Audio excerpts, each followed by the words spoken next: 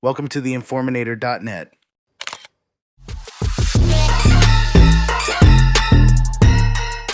The murder of the Canaanites. And this is something that gets brought up a lot. That basically you have this command by God to go into this land and murder all the people, men, women, children. And ostensibly some of them are innocent, but yet all of them need to be killed. Right. And people have kind of taken a bunch of different sides. It's like, oh, is God justifying genocide? Right.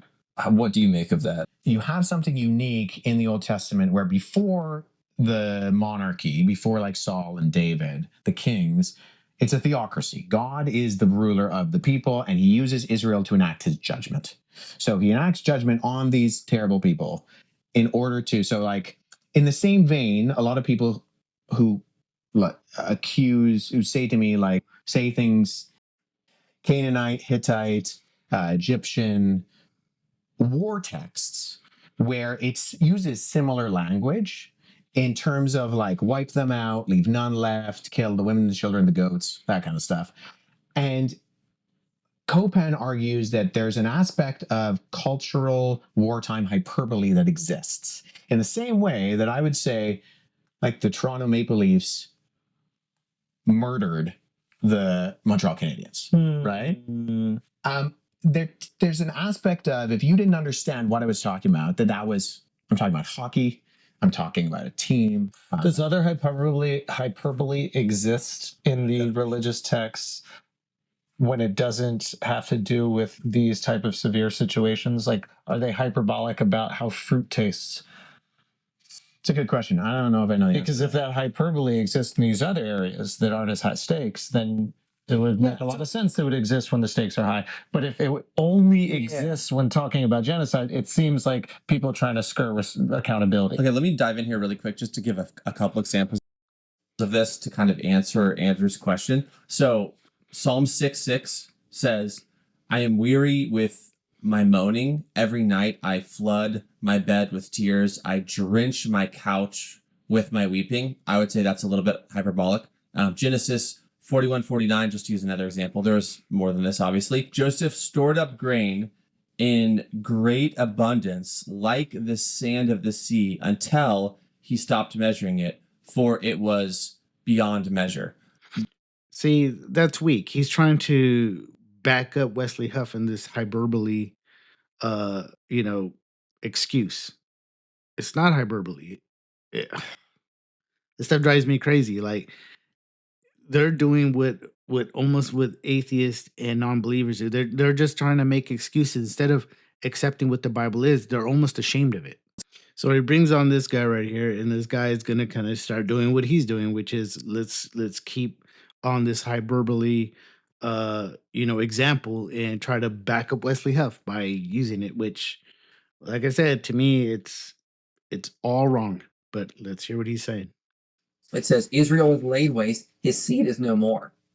Huru is become a widow because of Egypt. Okay. Again, ancient Near Eastern hyperbole. It's saying these were completely wiped out.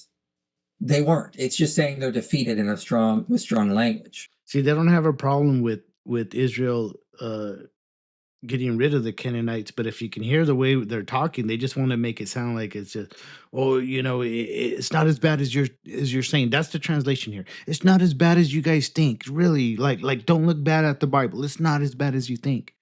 Instead of staying in conviction and just backing up the Bible as a whole here. But that's the problem they're having with this whole thing, with that God told them to go to kill the women and the children, and they're still trying to skirt around it because they don't know how to explain it to a non-Christian, or maybe they don't want to believe it themselves. All right, so they're just going to go around in circles, and I'm already bored of hearing their reasoning because it's not true. Hey, Chatty, where in the Old Testament where it says that, I want you to put out this verse where it says that men's hearts were inclined to do evil or something of that nature. Can you tell the audience? Sure. In Genesis 8:21, there's a verse where God says, the intent of man's heart is evil from his youth. It's a pretty well-known passage that highlights the human tendency toward evil. So that's where you start. That's in the book of Genesis. This is before Moses, before the Canaanites and everything. Men already have that, and we have that today, right? We hurt each other, we displace each other, we starve each other, torture each other. We do so many things in the name of money and greed, which is also a subject that's in the Bible. That's been told. This is why the Bible is real, because it talks about these things even long ago. A book with that amount of wisdom, the wisdom that actually translate today, it's unique, it's special. It was very uncivil times. So what the Canaanites were doing, they were doing a lot of bad things, right? They were sacrificing children. They were tribal type people, and so were the Israelites. But the Israelites had God, and they didn't. They were pagans. They were bad people. But you have to look at the big picture, as I was saying.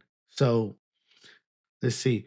Hey, Chatty, what kind of things were the Canaanites doing? Like, what kind of crimes? I know they were sacrificing babies. What other things that they were doing that was pretty bad? The Canaanites were known for several practices that the Israelites found really troubling. Alongside child sacrifice, they were involved in idol worship, ritual prostitution, and other forms of what was considered immoral behavior. These practices were a big reason why they were viewed so negatively in the biblical narrative. Did they have slaves too?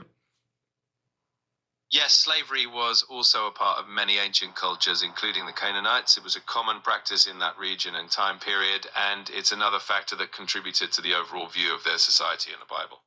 And I'm just gonna guess, but I bet you they were sexual abusers too. There are definitely references to various forms of sexual immorality in the descriptions of Canaanite practices. The biblical texts do portray their behavior as quite extreme and morally corrupt from the Israelite perspective. So, like I said, I don't know why Wesley Huff and these guys do that. They like, I mean, I guess I do because they don't want to scare off these Christians. But by doing that, they're lying in a sense, and you just need to stick by God because that's the moral code of the Bible. Stick with God. God knows what He's talking about. Have faith that God knows what He's talking about. Hey, Chatty, isn't it in the Bible that you're not supposed to try to think like God because you just can't? Can you show the audience where that's at? Absolutely. There's a well-known verse in Isaiah 55, 8 to 9, where God says, "For my thoughts are not your thoughts, neither are your ways my ways." It's basically a reminder that God's understanding and ways are way beyond ours. Welcome to the Informinator.net.